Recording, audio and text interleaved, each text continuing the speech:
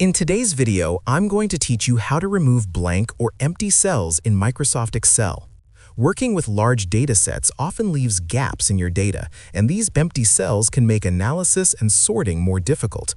By removing them, you can clean up your spreadsheet and make your data easier to work with. Today, I'll show you a quick and efficient method to eliminate these blank cells without losing any of your important information. To begin, take a look at your worksheet and identify the area containing the blank cells you want to remove. Once you've selected the range, go to the Home tab and locate the Find and Select option on the right-hand side of the ribbon. Click on the drop-down arrow to reveal additional options and choose Go to Special. This will open a dialog box with different selections for your data. From these options, select Blanks and then click OK. Excel will immediately highlight all the empty cells within your selected range.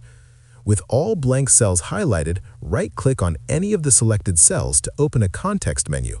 From here, click Delete, which will bring up another dialog box asking how you want to shift the remaining cells. Choose the option to shift cells up and then click OK. You'll notice that all the empty cells are removed and the surrounding data automatically moves up to fill the gaps, leaving your dataset neatly consolidated. This method is especially useful if you have a column with missing entries that you need to compact quickly without manually deleting each blank cell.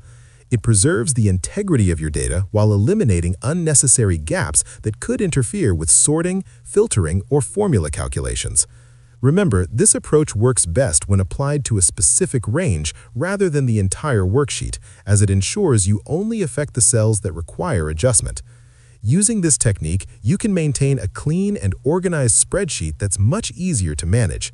It's a simple yet powerful tool that saves time and reduces errors, making your workflow more efficient and your data presentation cleaner.